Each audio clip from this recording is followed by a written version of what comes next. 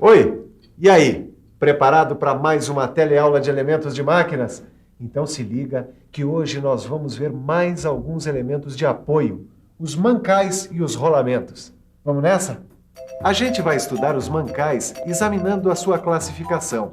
Depois, a gente vai fundo nos rolamentos, verificando as suas características e a sua classificação, além da classificação dos seus elementos rolantes.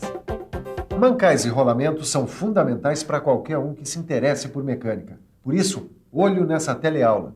Você vai ver como funcionam esses elementos lá dentro das máquinas.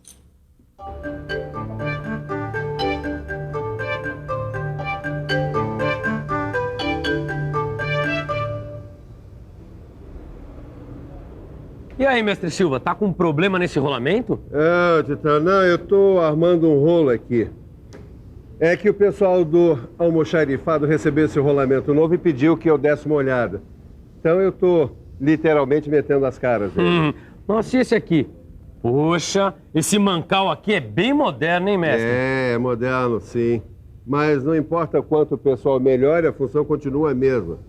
Titão, o mancal há milênios vem exercendo a sua função de maneira parecida no universo da mecânica. Você sabe, tanto o rolamento quanto o mancal exercem a mesma função, ou seja, são elementos de apoio. Oh, mas espera aí, você falou milênios? Há pelo menos 3.000 anos que o mancal vem fazendo sucesso na parada. Ô, louco, hein? Essa eu queria ver. 3.000 anos atrás e já existia o mancal. Já existia sim. Bom, para ver isso não precisa estudar história, não. É só você dar uma olhada num desses carros de boi que existem até hoje, funcionando com os mancais de 3.000 anos atrás. Nós estamos aqui nesta fazenda no interior de São Paulo para conferir como o carro de boi ainda cruza os caminhos do sertão apoiado no velho e bom mancal. Você vai ver também como o princípio deste elemento de apoio é muito simples e por isso mesmo permanece até hoje. Uma construção simples, feita de madeira e com apenas 3 elementos: carroceria, eixo e rodas. Este é o carro de boi, tanto de ontem como de hoje, porque ele não mudou ao longo da história. O seu eixo ainda é fixado na carroceria por 2 pedaços de madeira, que lhe servem de guia. Nas pontas dos eixos ficam as rodas, que apoiam o próprio eixo. Esses 2 pedaços de madeira que fixam o eixo e as rodas são os mancais do carro de boi. Para você que estuda mecânica na cidade, nós vamos dar uma definição de mancal diretamente do campo. Mancal é simplesmente um suporte ou uma guia em que se apoia um eixo. Agora acontece que o contato entre o eixo e o mancal sempre foi problema, Titão. No contato entre a superfície do mancal e a superfície do eixo, ocorre o que a gente chama de atrito. Olha, muito bem. Pois é isso mesmo, é o atrito. O problema, Titão, continua o mesmo. Só que hoje em dia a gente tem elementos que atenuam esse atrito. Elementos tais como Não seria a bucha, mestre Silva? Tô gostando de ver, hein? Pois é, voltando ao que eu estava dizendo. Dependendo do tipo de aplicação, existe um tipo específico de mancal. Como assim, mestre? Não entendi. É porque existem 2 tipos básicos de mancais. O de deslizamento e o de rolamento. Vamos dar uma conferida no mancal de deslizamento para você entender direitinho como é a questão. Para entender como funciona o mancal de deslizamento é que nós estamos aqui nesta oficina do Senai. Professor João, por favor, o que é e para que serve um mancal de deslizamento? Um mancal de deslizamento é um mancal com uma bucha fixada no suporte. Ele é usado em máquinas pesadas ou em equipamentos de baixa rotação. Por que equipamentos de baixa rotação? Porque a baixa velocidade evita o superaquecimento dos componentes expostos ao atrito. E se eu precisar de um mancal com maior velocidade? Bem, nesse caso, para uma maior velocidade e atrito menor, o mais indicado é usar um mancal de rolamento. Vamos ver agora o que é um mancal de rolamento.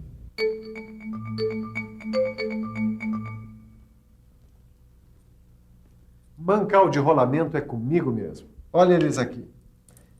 O rolamento de esfera, o rolamento de rolo e o rolamento de agulha. Aqui dá para ver a agulha melhor.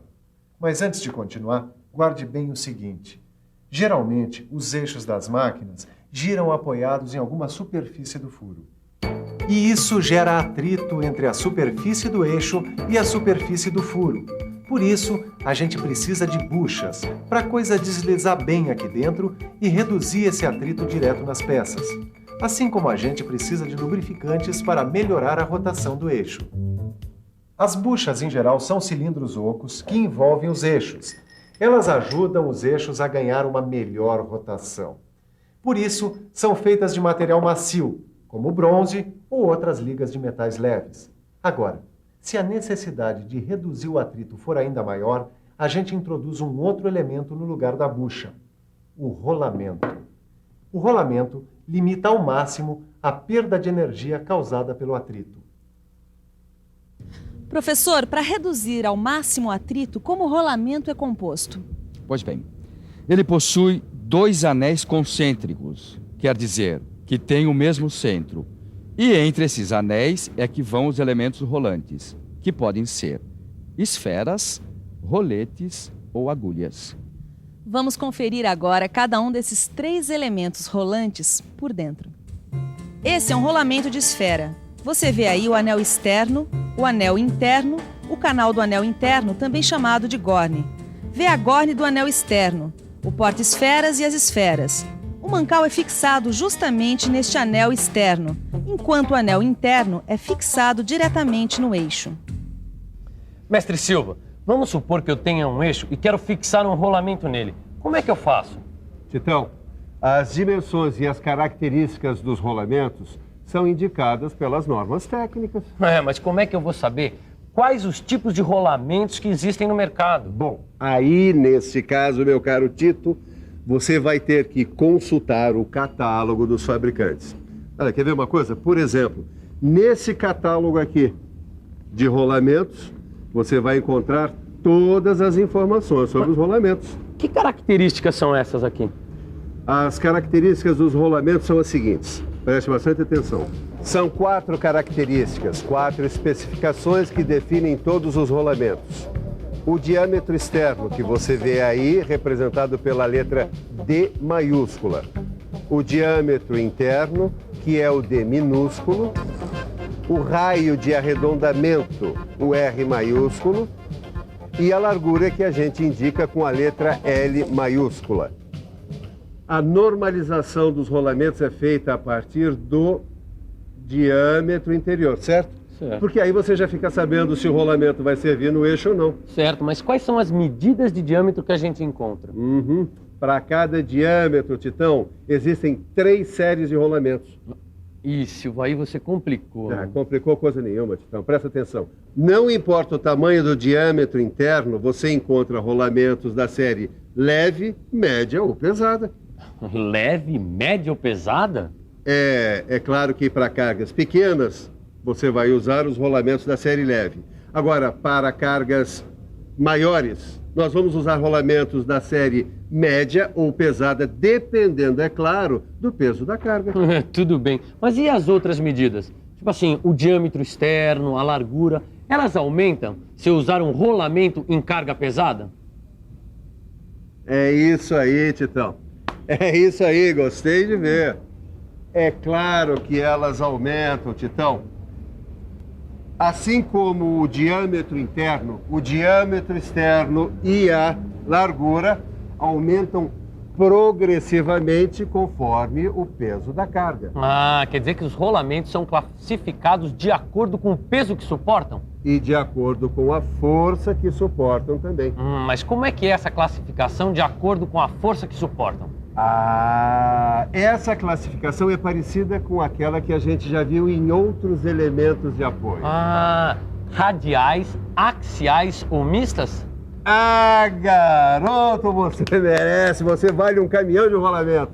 Muito bem, vamos ver essa classificação já. Primeiro, os rolamentos radiais. Eles não são indicados para suportar cargas axiais, só cargas radiais mesmo. Esses rolamentos impedem o deslocamento no sentido transversal ao eixo. Segundo, os rolamentos axiais. Eles não são indicados para suportar cargas radiais, só axiais mesmo. Esses rolamentos impedem o deslocamento no sentido axial, quer dizer, longitudinal ao eixo. Terceiro, os rolamentos mistos. Eles suportam tanto a carga axial quanto a radial e impedem o deslocamento nos dois sentidos, transversal ou longitudinal.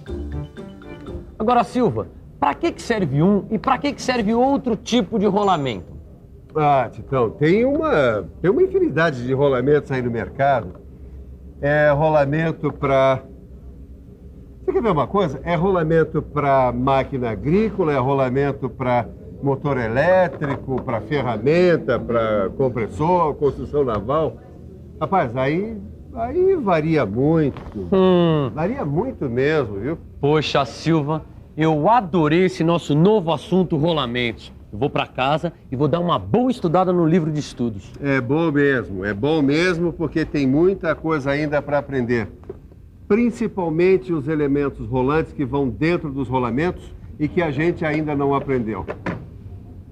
O professor vai nos mostrar agora os tipos de elementos rolantes que vão dentro de cada rolamento. Por favor. Esse aqui é o rolamento com elementos rolantes de esfera. Essas esferas permitem que ele trabalhe em rotações mais elevadas. Esse aqui é o de rolo. Os corpos rolantes aqui são formados por cilindros, por rolos cônicos ou barriletes. Esses rolamentos suportam cargas maiores, mas a velocidades menores. Esse aqui é o de agulhas. Os corpos rolantes aqui são de diâmetro pequeno e comprimento grande. São usados em mecanismos oscilantes, onde a carga não é constante e o espaço radial é limitado. Pois muito bem. Você viu agora o que pode e o que não pode fazer com os vários tipos de rolamentos. Agora, alguém já te falou nas vantagens e desvantagens de usar um ou outro tipo? Hã? Então eu vou contar para você algumas delas. As principais vantagens do uso de rolamentos são o menor atrito e o menor aquecimento que eles causam, a baixa exigência de lubrificação, a intercambiabilidade internacional, ou seja, a facilidade de reposição em qualquer país. O rolamento também não desgasta o eixo e provoca um pequeno aumento da folga durante sua vida útil. Agora, as desvantagens. Os rolamentos têm maior sensibilidade aos choques, têm maiores custos de fabricação. Sua tolerância é pequena para a carcaça e o alojamento do eixo. Eles não suportam cargas tão elevadas como os mancais de deslizamento e ocupam maior espaço radial. Agora sim, você já está em condições de se virar sozinho quando o assunto for mancais e rolamentos, desde que você pegue seu livro, estude a lição e faça os exercícios. Aí sim, tudo vai rolar direitinho para o seu lado. Agora, fique com a revisão de tudo que você aprendeu hoje. E atenção, se liga aí que é a hora da revisão. Na nossa teleaula de hoje, a gente estudou mais alguns elementos de apoio, os mancais e rolamentos. Você viu as principais características e a classificação desses elementos e estudou mais de perto como funcionam os seus elementos rolantes. Meu amigo, pode ir se preparando que na próxima teleaula a gente vai estudar com muito mais profundidade ainda os rolamentos. Agora é correr para o seu livro e rachar, se preparar bem para a nossa próxima teleaula. Até lá!